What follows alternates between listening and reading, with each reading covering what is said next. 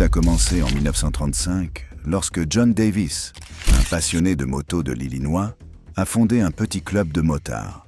Mais après la Seconde Guerre mondiale, ses membres vétérans l'ont relancé avec une nouvelle identité, The Outlaws. Bientôt, des clubs similaires se sont répandus à l'échelle nationale. Au fil du temps, ils sont passés de simples balades à des organisations de type mafia impliquées dans le crime organisé. Des chapitres entiers arrêtés au club, accueillant des membres des forces de l'ordre. Voici les clubs de motards les plus puissants des États-Unis. Et il y a de fortes chances que vous n'en ayez jamais entendu parler auparavant. 15. Gypsy Jokers MC.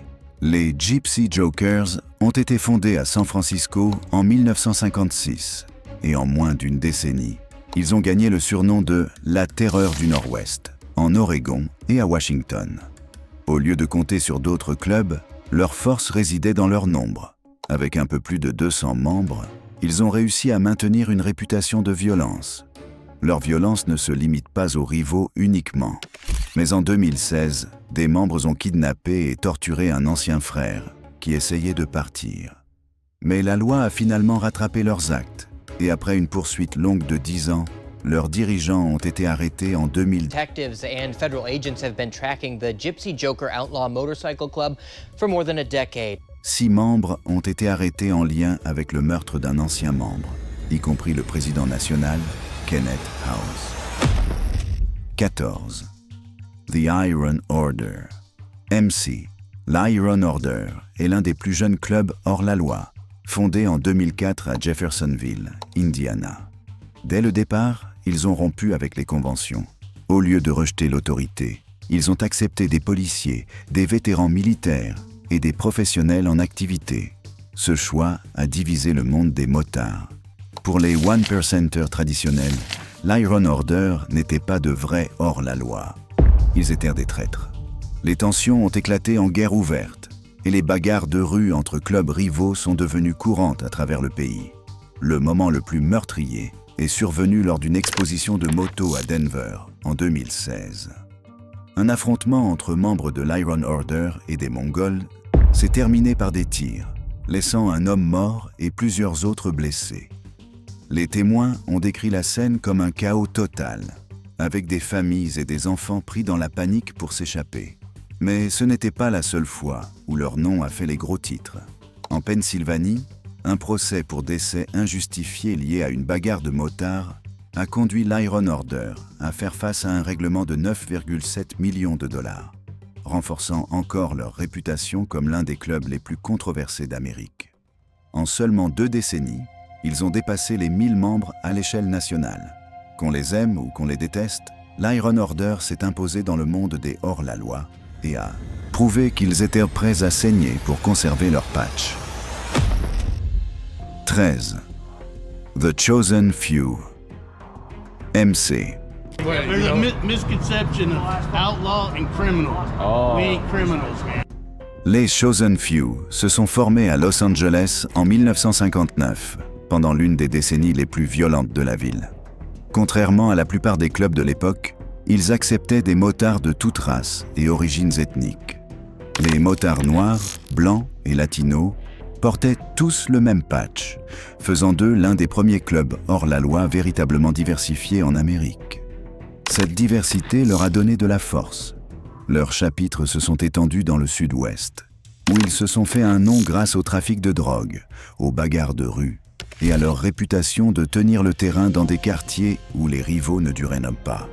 La violence ne s'est jamais arrêtée.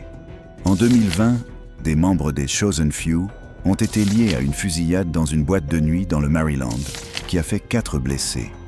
L'incident a montré comment les conflits du club peuvent éclater sans avertissement, même des décennies après sa fondation. Les forces de l'ordre ont tenté de les écraser, mais toutes les affaires n'ont pas abouti. Lors d'une enquête, un informateur du FBI a été surpris en train de mentir sous serment, soulevant des questions sur les tactiques du gouvernement et renforçant l'image du club comme difficile à condamner. Les raids de police les ont frappés, les rivaux les ont testés. Pourtant, les Chosen Few ont survécu. Dans une culture où de nombreux clubs émergent puis disparaissent, leur endurance prouve une chose: le respect dans le monde des hors-la-loi ne se donne pas, il se prend. 12. The Sons of Silence. MC. Les Sons of Silence ont été fondés en 1966 à Niwot, Colorado. Ils ont construit leur puissance discrètement, en s'étendant dans le Midwest et au-delà, avec patience et discipline. Derrière cette croissance silencieuse se cachait une réalité plus sombre. Pendant des décennies, les sons contrôlaient des pipelines de drogue à travers de petites villes et des autoroutes, transportant de la méthamphétamine et d'autres stupéfiants à travers les frontières des États. Ils trafiquaient également des armes à feu illégales, et leur violence laissait une trace à travers les régions qu'ils revendiquaient. En 1999, le FBI a riposté vigoureusement. Une opération multi-États a conduit à 39 arrestations, révélant l'ampleur de leur réseau. Pourtant, le club a survécu.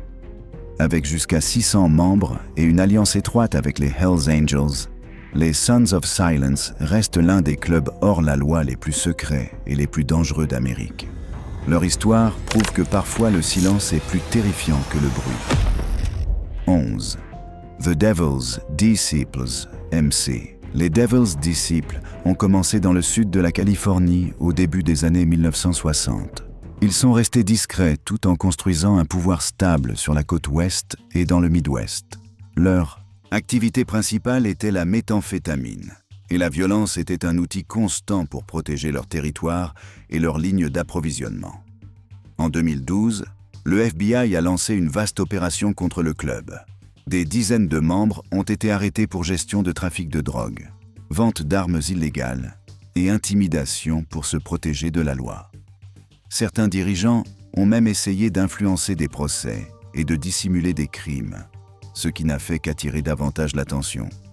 Même avec de lourdes condamnations et de longues peines de prison, les Devil's Disciples ont perduré. Ils ne font pas les gros titres comme les Hells Angels ou les Bandidos, mais leur présence discrète et constante a façonné le monde des bikers hors la loi pendant des générations. 10. The Vago MC, le Vagos Motorcycle Club, connu sous le nom de Green Machine, a été fondé en 1965 à San Bernardino, Californie. Leur patch, peint en vert et marqué de Loki, le dieu farceur, est rapidement devenu un symbole de peur à travers l'Ouest. Dès le départ, leur nom a été lié à la drogue et à la violence. Ils se sont étendus à travers la Californie, le Nevada et l'Arizona, taillant leur territoire grâce à des pipelines de méthamphétamine et des batailles de territoire sanglantes. Leur plus grand rival a toujours été les Hells Angels. Pendant des décennies, les deux camps se sont affrontés dans les rues, les bars et les déserts. Chaque combat était un nouveau chapitre dans la guerre pour le contrôle de l'Ouest. En 2011, les procureurs ont accusé des membres des Vagos de comploter pour assassiner un haut dirigeant des Hells Angels dans le Nevada. Que cela soit vrai ou non, l'accusation a consolidé leur réputation de groupe impitoyable et calculateur. Avec jusqu'à 500 membres aux États-Unis et au Mexique, les Vagos restent l'un des clubs hors la loi les plus redoutés sur la côte ouest. Dans le monde des motards, leurs couleurs vertes ne sont pas que des patchs, ce sont des drapeaux de bataille. 9. The Rebels MC, le Rebels Motorcycle Club, a commencé à Brisbane, Australie, en 1969 et est devenu le plus grand club de motards hors la loi du pays. Leur patch noir et blanc représentant un crâne est devenu une icône de la peur portée par des milliers de membres et de chapitres. La police a depuis longtemps lié les rebelles au trafic de drogue, à l'extorsion et aux affrontements violents avec des rivaux comme les Comancheros et les Bandidos. Des raids ont saisi des armes, de la méthamphétamine et des piles d'argent liquide. Et pourtant, les rebelles ont continué à construire leur empire. Ces dernières années ont apporté de nouvelles batailles. Dans le Victoria, des membres ont organisé une sortie provocatrice avant l'entrée en vigueur de lois strictes interdisant les couleurs de gang, montrant au monde qu'ils ne se soumettraient pas silencieusement. À l'intérieur du club, des luttes de pouvoir ont éclaté, avec des rapports de départ massifs après un face-à-face entre le président national et un puissant dirigeant d'État. Malgré la pression, l'influence des rebelles s'étend désormais bien au-delà de l'Australie, avec des chapitres en Europe, aux États-Unis et en Nouvelle-Zélande. Leur taille et leur réputation en font l'une des fraternités hors la loi les plus fortes en dehors de l'ombre des Hells Angels. 8. The Comancheros, MC. Les Comancheros ont été fondés à Sydney en 1966, mais leur nom est devenu célèbre en 1984. Le jour de la fête des pères, ils se sont affrontés avec les Bandidos lors de ce qui est devenu connu sous le nom de Massacre de Milperra. 7 personnes ont été tuées, dont une fille de 14 ans. Ce bain de sang a choqué l'Australie et a fait des Comancheros l'un des clubs les plus dangereux du pays. Au lieu de disparaître, ils sont devenus plus audacieux. Les Comancheros se sont étendus à l'international et ont noué des liens avec des réseaux criminels mondiaux, consolidant leur pouvoir par le trafic de drogue, l'extorsion et la violence impitoyable. Leur réputation de brutalité publique les suit toujours. En 2018, une bagarre sauvage dans un club de striptease à Canberra a fait les gros titres.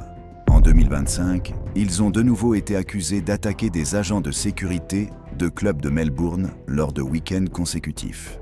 La même année, de l'autre côté du détroit de Tasman, une vaste opération policière à Christchurch a conduit à l'arrestation de tous les membres portant le patch de leur chapitre néo-zélandais, avec des millions de dollars de drogue saisis. And in a rare move, they arrested the entire Christchurch chapter of the Comanchero gang. Ces incidents montrent que les Comancheros ne craignent pas les projecteurs. Aujourd'hui, ils restent au centre du monde des motards de l'ombre, en Australie. Le massacre de Milperra a peut-être défini leur passé, mais chaque nouvel acte de violence prouve que les Comancheros continuent d'écrire leur histoire dans le sang. 7. The Rock Machine, MC. La Rock Machine a été fondée à Montréal en 1986. C'était un petit club jusqu'en 1994, lorsqu'ils sont entrés en guerre contre les Hells Angels. La guerre des motards du Québec a duré près d'une décennie et a fait plus de 150 morts, y compris des innocents. Elle est devenue l'un des conflits les plus sanglants de l'histoire du Canada. Les Hells Angels ont tenté de les éliminer. La Rock Machine a refusé de plier. Ils ont riposté et fait les gros titres à travers le pays. Ce combat les a propulsés à l'international. Dans les années 2000, leur patch est apparu en Europe, en Australie et aux États-Unis. En 2019, la police australienne a perquisitionné plusieurs propriétés et arrêté des membres de haut rang. Les officiers ont saisi des drogues, de l'argent liquide et des armes, montrant que la Rock Machine était passée d'un gang régional à une menace internationale. Aujourd'hui, Europol avertit que sa croissance pourrait déclencher de nouvelles guerres de territoire à l'étranger. La Rock Machine n'a jamais été le plus grand club. Cependant, ils ont survécu à l'une des pires guerres de motards jamais vues et continuent de s'étendre. Dans le monde des hors-la-loi, survivre est tout. 6. The Pagans, MC. Les Pagans ont été fondés en 1959 dans le comté de Prince George, Maryland. En quelques années, leur patch bleu et blanc est devenu l'un des symboles les plus redoutés de la côte Est. Des promenades de New Jersey aux routes rurales de Pennsylvanie, ils ont construit un empire criminel autour de la méthamphétamine, de la cocaïne et du trafic d'armes. Leur violence est souvent publique. Dans un cas, des pagans armés de haches et d'armes à feu ont attaqué des motards rivaux en plein jour.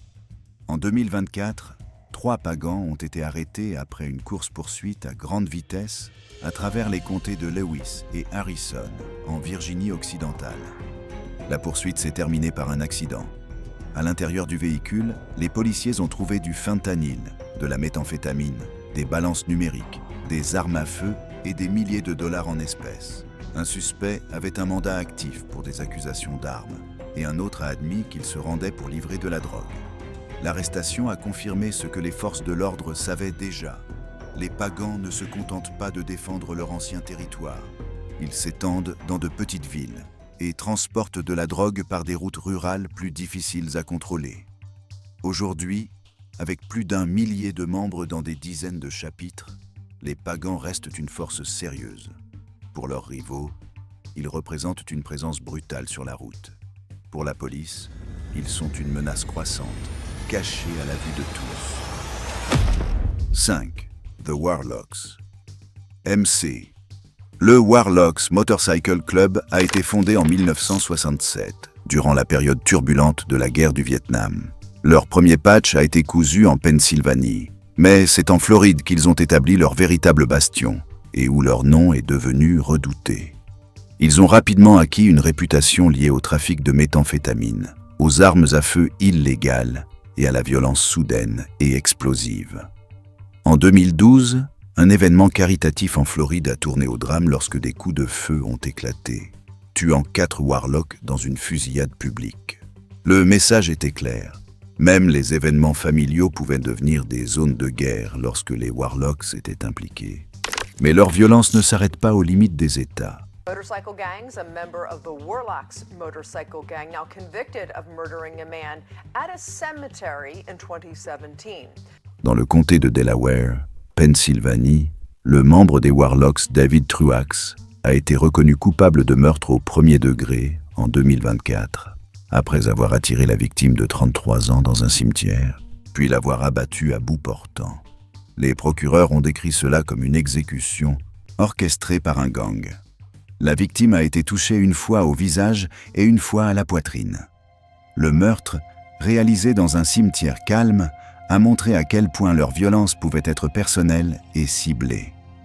En 2025, ils ont de nouveau fait les gros titres après s'être affrontés avec les Mongols lors de la Bike Week de Floride.